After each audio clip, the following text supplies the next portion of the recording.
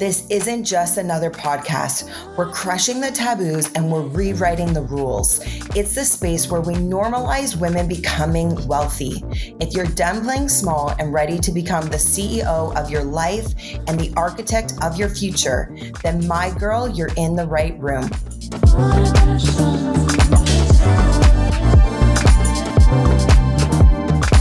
Welcome to your wealthy era. Welcome to the Wellthy CEO podcast. Today's guest spent over 2 decades building one of Toronto's most beloved beauty brands until burnout, anxiety, and a body that flat out stopped cooperating forced her to reinvent everything she had built. Bruna DiCecca is the founder of Ritual Beauty and Wellness, where she turned her own nervous system breakdown into a complete reinvention of her business, and now she is on a mission to help ambitious people reconnect with their bodies before burnout becomes their identity. This is the conversation about what happens when success isn't enough and what it actually costs to build wealth that lasts. Joining me today in studio, I have another incredible guest for you that is going to deliver so much value, and I'm so excited to introduce you to her. Before we get started, though, I have a big favor to ask of you. Please subscribe to the show wherever you're tuning in from, and if you haven't yet left a review, please do so because it helps to have the show reach other people who need to hear it. Bruna, welcome to the Wellthy CEO podcast. Thank you so much, Shae. We believe in divine timing. There's been a lot of obstacles to get us here finally. And I just want to say thank you. I met you at the Wellthy, not at the Wellthy, I met you at Run the World Summit, and I saw you as a panelist.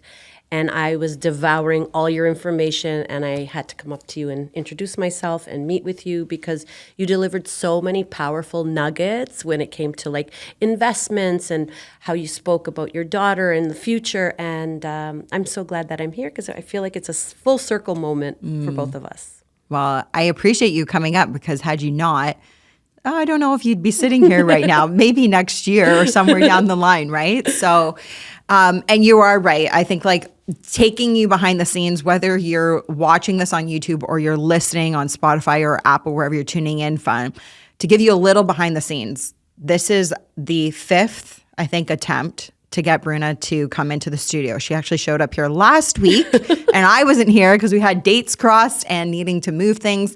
And I always say, if you are listening to this episode has found you for a reason. Mm-hmm. So tune in, buckle up, pull out a piece of paper, take some notes, because somebody was trying to make sure you didn't hear it, and you're hearing it right now. I love that. I love that. And I believe in divine timing. And yes, I showed up here last week, and today I got torrential downpoured, and the forces were against us. Here I am, and I'm so grateful for you. Thank you. Well, I love having these conversations. You turned your survival healing journey into like a full-blown business. 100%. Which is incredible. Yes. And you have a business of doing all of the things that I love, that I would say for my wellness, vitality, self-care, all of that. I would love to hear from you, just like what was going on in your life that had you in survival? What was going on then? Because I'm sure you didn't see in that moment or in that time, those months, years, whatever it was, that this was going to become a life-changing moment and a full-blown career where your pain turned into purpose to actually help heal other people. Yes, exactly. So I'll take you back to where it all began. I am a serial entrepreneur. I've been in the beauty business for close to 25 years. I started off Ritual in 2002 with a business partner, and Ritual had a cult-like following. We were very, very successful off the hop, and business was great for the first 18 years until it was not. And I had some issues with my previous partner, and we just weren't aligned anymore. So I finally mustered up the courage to buy her out, mortgage my house, ready to go. It took us a few years to get there. And then finally in January 2020, We signed the papers. I bought her out, and I was finally a solopreneur. And then 6 weeks later, the world shut down. God. Complete shutdown. So COVID happened. My business was completely closed. Keep in mind, I had mortgaged my house, our family home. Yeah. My husband also owned a fitness facility, so we were both deemed out. unessential. Oh my So the goodness. two of us, our businesses closed, house mortgaged our home, and then we have two sons. And like everybody else who had to struggle through, well, not everybody, but most people who had to struggle through COVID, I ended up with nervous system dysregulation because the constant fight or flight that I was in, having to take care of my family, make sure my team was okay. Even though we were closed, I still was in contact with my team, making sure everybody was fine. I was getting phone calls from them on a regular basis. What's happening? Are we going to open? Are we not going to open? I had no answers. I did speak out. One of my videos went very, very viral during the pandemic. I spoke out against the narrative that was happening and why there were certain inconsistencies, why Oakville was open and Mississauga was closed, so we were losing a lot of our guests that were going over to other establishments that were opened. And I spoke out. My video went viral, like global. It was against what most people, like the popular opinion, I guess you could say, and the sheep opinion. The sheep opinion. Hello? Yep. Yeah, and Sorry. so thank you for that. And then once we opened for the first time, I went from a staff of 31 to 18. And then my video went viral. And then when we came back to work after 320 days of closures, I only had a staff of 8. Wow. That's crazy. Yeah. Wild. Yeah. And so that, like, as much as COVID was a shit show for my family, for my life, it was actually a time to slow down and really reevaluate what was important to me and who I wanted to surround myself with.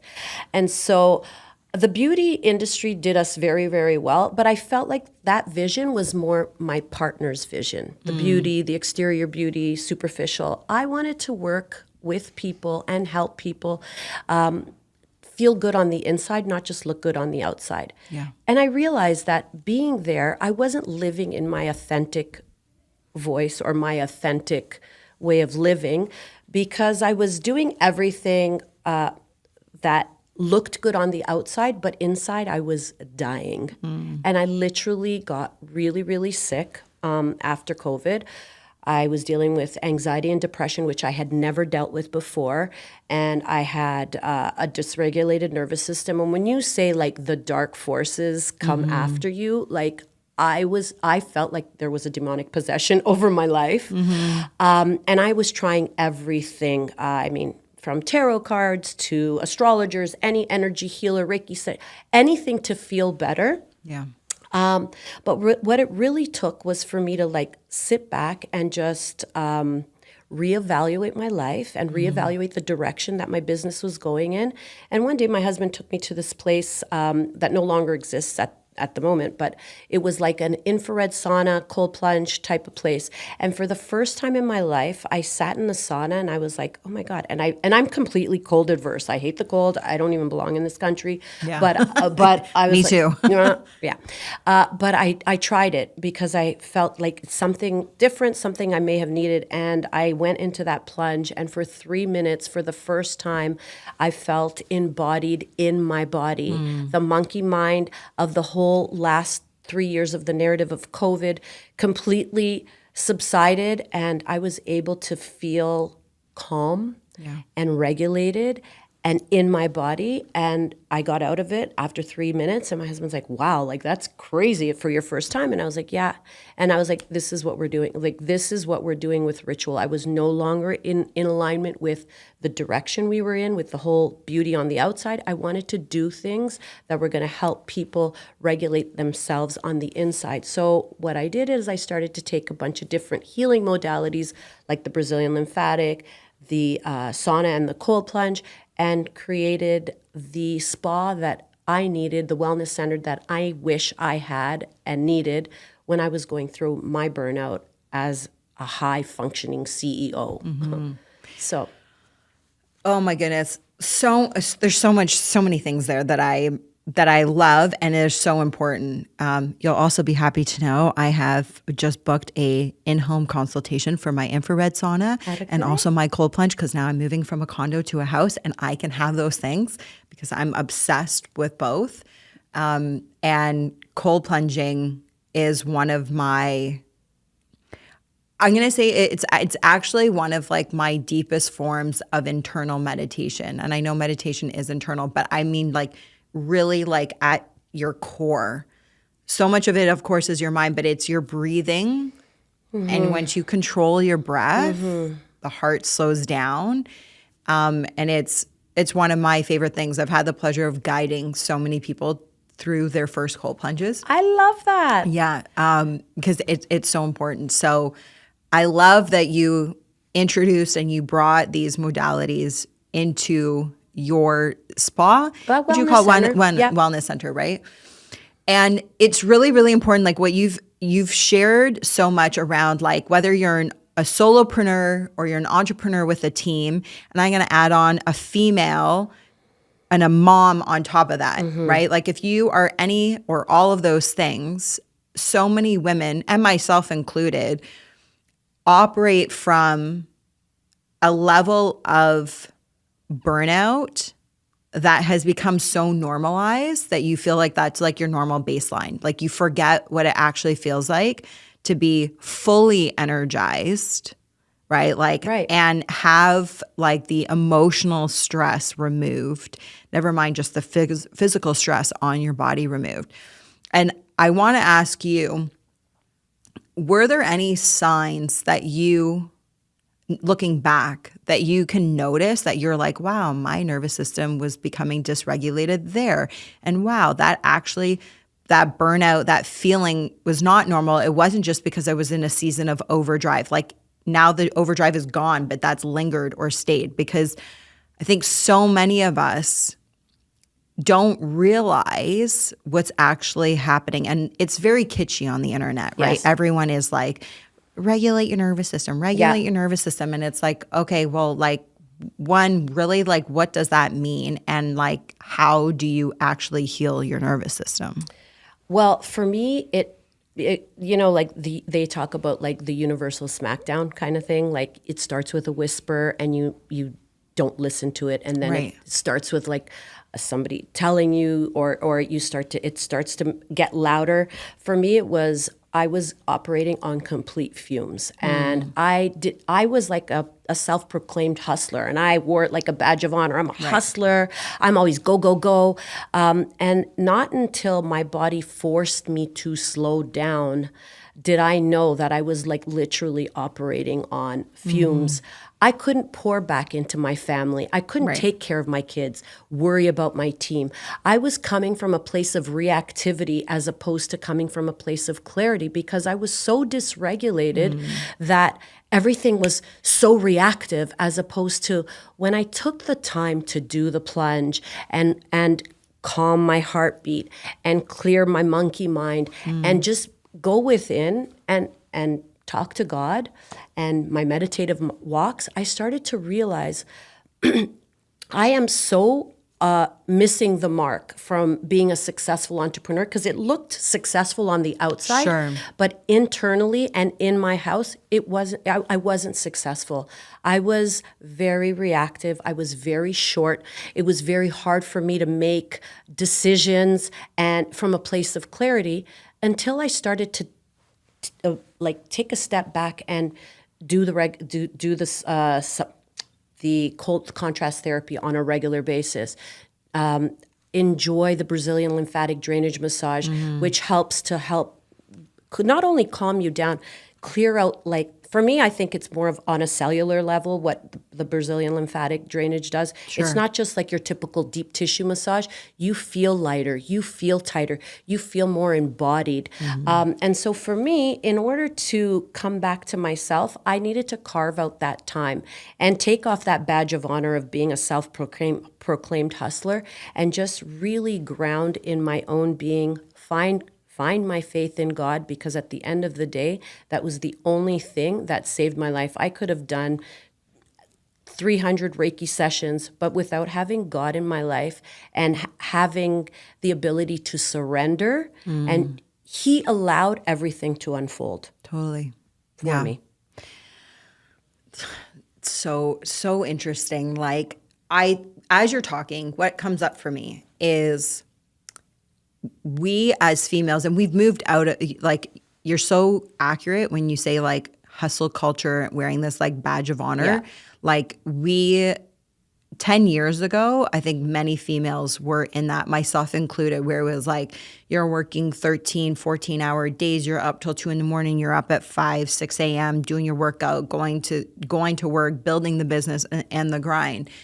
And we have moved more into this realization that anything that comes at the cost of your peace is actually not success, right? And I think that's also reserved more for the man's world. Like, we are built differently than men, and we as women in business should not try to mimic and be like and copy the males in the industry. You and I already have to show up with masculine energy. If you're in business, you already have to bring that to the table. But by design, that's not our strength. No. Our strength is the feminine. Our strength is the creativity. Our strength is the nurturing, right? And so when we're in hustle, it actually puts us, I believe, further behind than it does ahead. Whereas for men, when they're in the grind of the hustle, and the hard, they're built for that, Yes. right? Like, that's in their DNA. Caveman, like, that is what The they're hunter, supposed to the be. gatherer. The hunter, exactly, Yeah. right? By design. And so, and it's been nice to see that we are celebrating more women who are choosing to take maybe a slower route to get to the same goal or the destination. It just might take longer, because we are tuning into what it actually does to our nervous system, what it does to our body. And like you mentioned, the ripple effect that it has amongst whoever's around you, even if you're not a parent, right? Like, even if you don't have kids, but your partner, your family, your team even, right? Like in business. And I want to ask you, because stepping into, I'm going to even say like wellness, right? Like, it is a multi-billion-dollar industry. And I mean, it's interesting because your story was not like, you didn't wake up one day and say, I'm going to build a wellness brand. It was something that came out of your own journey and your own, survival story, really. But did you ever think, like, were you ever terrified to step in as a CEO into a wellness brand given the saturation in the marketplace? Well, it wasn't, to be quite honest, we were actually the first private contrast therapy suites in Toronto. So we kind of got in there right before it became niche and trendy. Right. For me, Burnout taught me that I couldn't pour from an empty cup.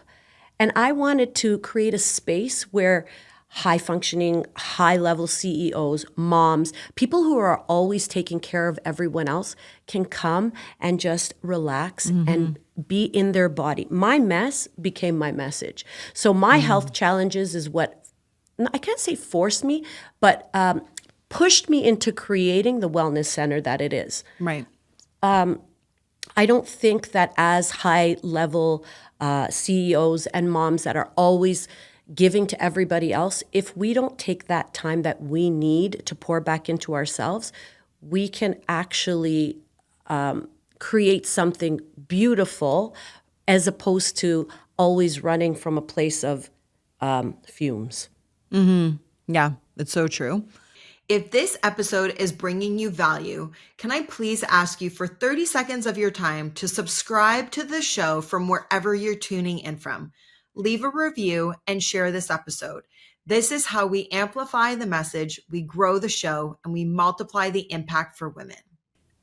I want to ask you like a technical question because you started a while back when there was, of course, I'm going to say like less saturation in the marketplace. Yes. And now, especially in Toronto, right, like there seems to be popping up all these like membership-based studios and places for cold plunging and all different kind of like healing modality, like therapies. And when you think about in 2026, the speed in which things are changing and AI happening, yet your core business relies on creating such a human experience, like very hands-on touch. Are you integrating AI into your business now? And if so, how are you doing that? To a certain extent, AI, I always joke that Claude and ChatGPT are my best friends. I love them. Yeah. But to be completely transparent, for me, it's more of the human connection.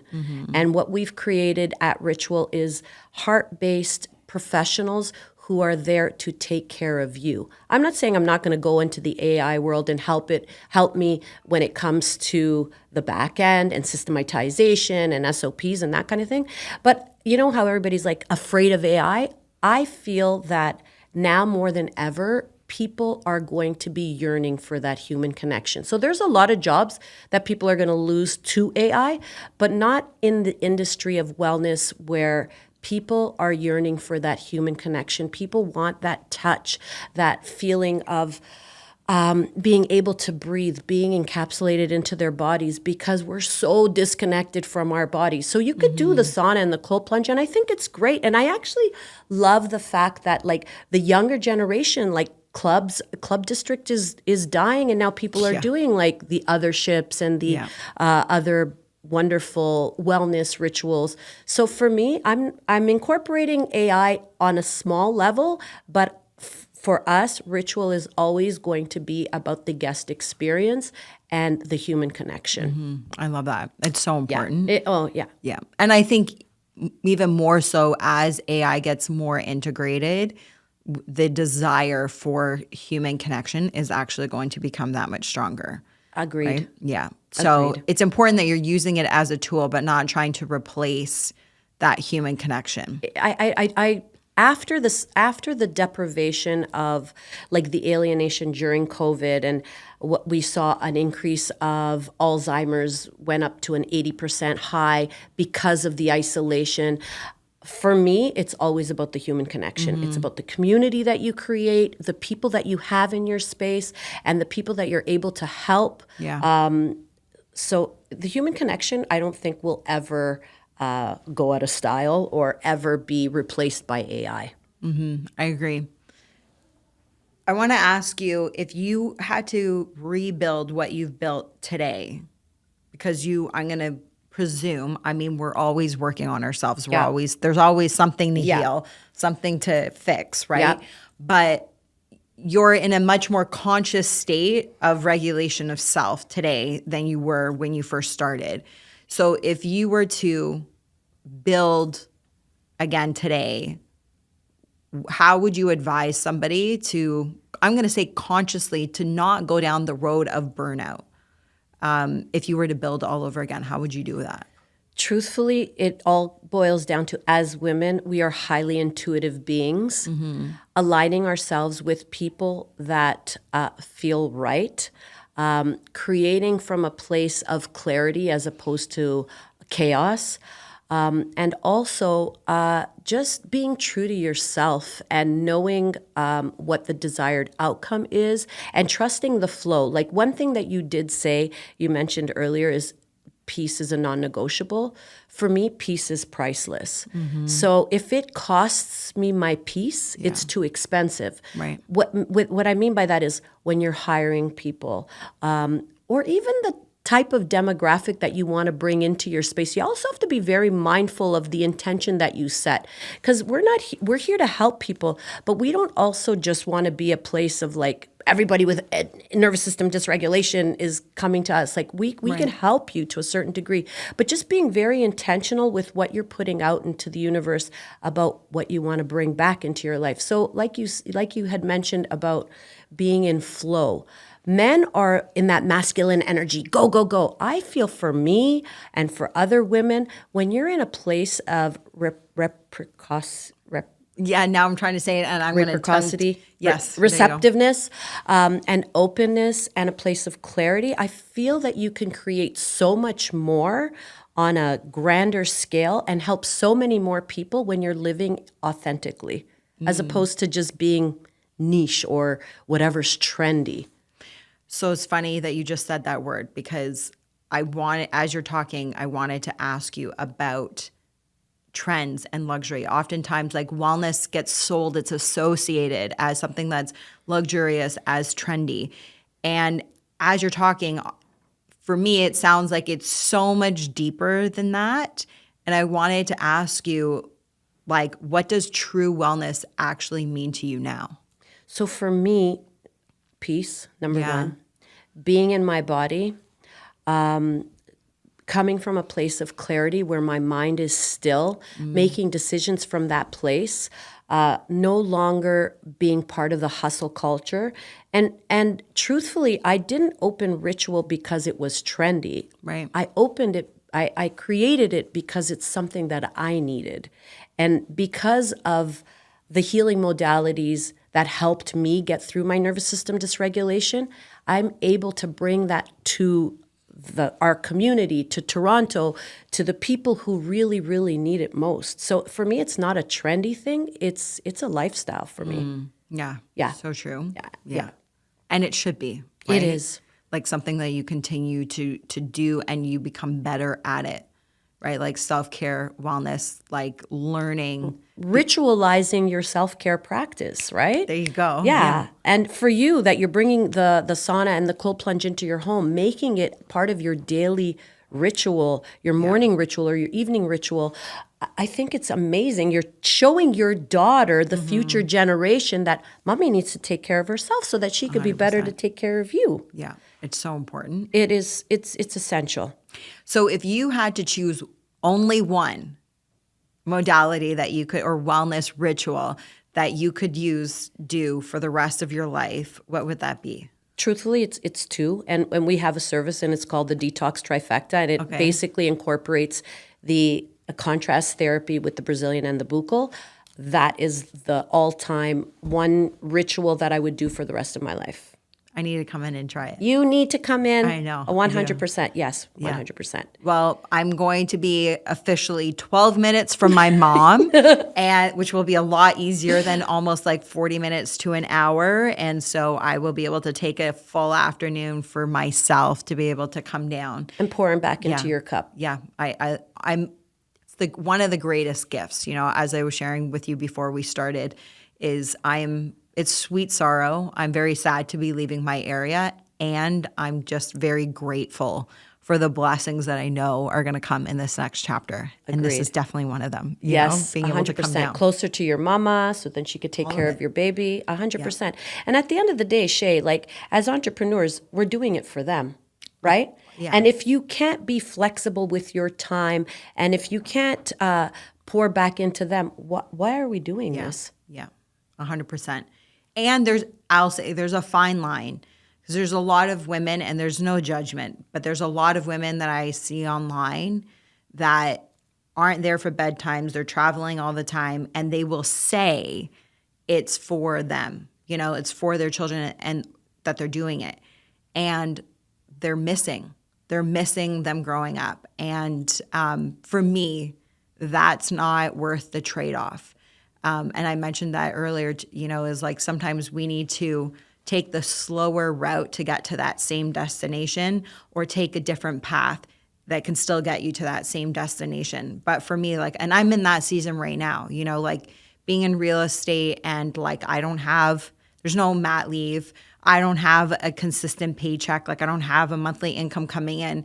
And, I bring her everywhere. Yep. Like literally next Thursday, I'm going to go do a market update for clients. And I said, can we move it on Monday? Because my mom's out of town next week. And I said, I didn't realize it. She said, well, my husband can't do it. Just bring your daughter. And I was like, are you sure? Like, I'm cool with it because she comes to my showings. She comes to home inspections. Like she'll come and do CMAs, like doing evaluations when I know the people, new clients. I would never do that, And I will choose that because I'm not putting her in daycare, putting her, But isn't that why we went into entrepreneurship, to have that flexibility? Yes. And I love the fact that people are much more open to having you bring your daughter along and her seeing mommy at work. Yeah. Same thing. When I opened Ritual in 2006, we opened our second location. I didn't get a mat leave. My eldest son was like literally sitting in his bumbo chair while I was cashing out guests on a Sunday afternoon. And so I think it's great for them to see that aspect of entrepreneurship, but also, like you said, no judgment against the people who are missing, their daughter's first steps or like not being able to read them bedtime stories. For me, that was one of the reasons why I went into entrepreneurship. I wanted to be able to have the flexibility to pick my son up after school at 3:30. So, I mean, we do it. There's different reasons why people get into entrepreneurship, but for me, it was I wanted to be present for my children as well. Yeah, I think it's so important, because when they get older, they're not going to be more impressed that you're in a bigger house with a better car and that you did it for them. What they will remember is that you weren't there for dinner, you weren't there for the soccer game. Spent. Right, you're not going to remember that. And like to your point, my dad never worked Sundays. That was like family day. And once in a blue moon, I literally can remember maybe twice in my childhood that like he had, and I remember it because it was so abnormal that he had to go, for a client maybe out of town coming in for a short period of time, whatever, but even dinners, like I don't remember my dad missing dinners. He wasn't always there for bedtime because he went back out to work. And he would come home late, because back in the day, real estate was carbon copy, fax paper.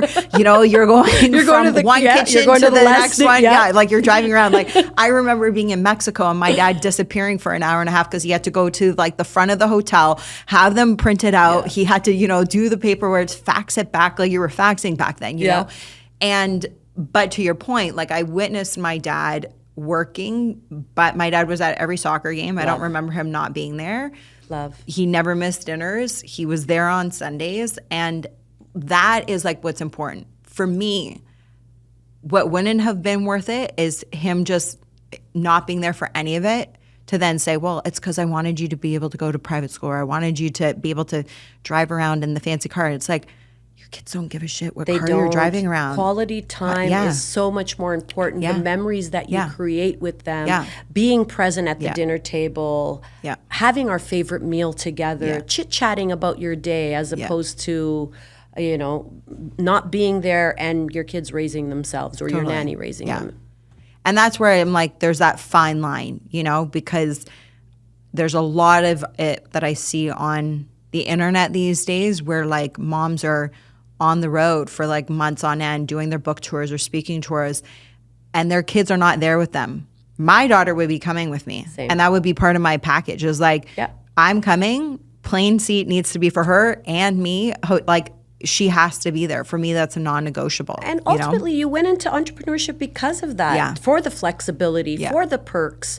And I wouldn't change, like the stress is one thing, but I wouldn't change the advantages that we have as entrepreneurs and female entrepreneurs to make our own rules.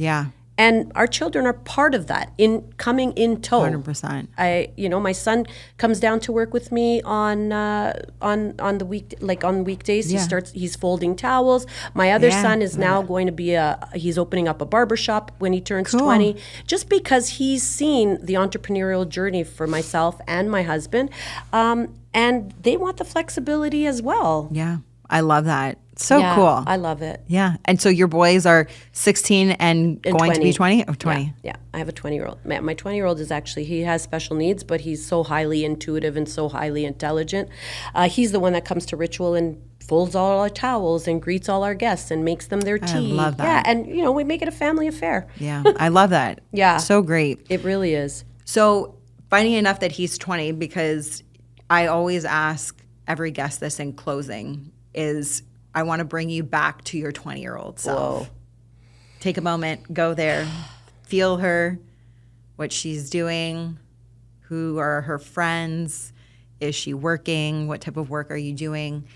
And the question is what would you go back and tell your 20-year-old self?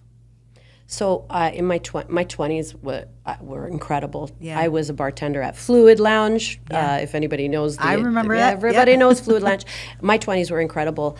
What I would go back and tell my 20-year-old self is that you are one resilient, beautiful, strong, determined, non-hustling Yes. CEO, and you need to take care of your health so that you could be there to take care of your people, your crew, your tribe, your family. And I just feel very grateful for all the lessons that I've learned in my life to get me to where I am, because I'm finally at a place where I'm really enjoying the entrepreneurial journey after everything that happened to me in the last 5 years. Mm-hmm. And I'm so grateful for the people that have come along with me for the journey. I love it. Peace is priceless, FYI. It is. The double P. Double P, baby. So good. Yeah. Bruna, thank you for your honesty, and thank you for being here. Thank you for your resilience and perseverance. Hello, to be here on the show today. And I love what you said, to everyone listening. Success that costs you your health, that costs you your peace, is not actually success, right? Big mask. Yeah. And I always like to say, it's a loan that you'll eventually have to repay, right? One way or another, there's a price, there's a cost. Definitely. For that. Go find Bruna. Thank You're you. on Instagram. I am at Ritual Toronto, and I'm at Ritual Wellness Studio in Toronto as well. And we're going to put everything into the show notes, so make sure to drop a DM to Bruna, connect with her. And if this has hit home, if this has resonated, if you yourself are thinking of a friend, another woman that needs to hear this, please share it, because we want as many women to be encouraged and hear this.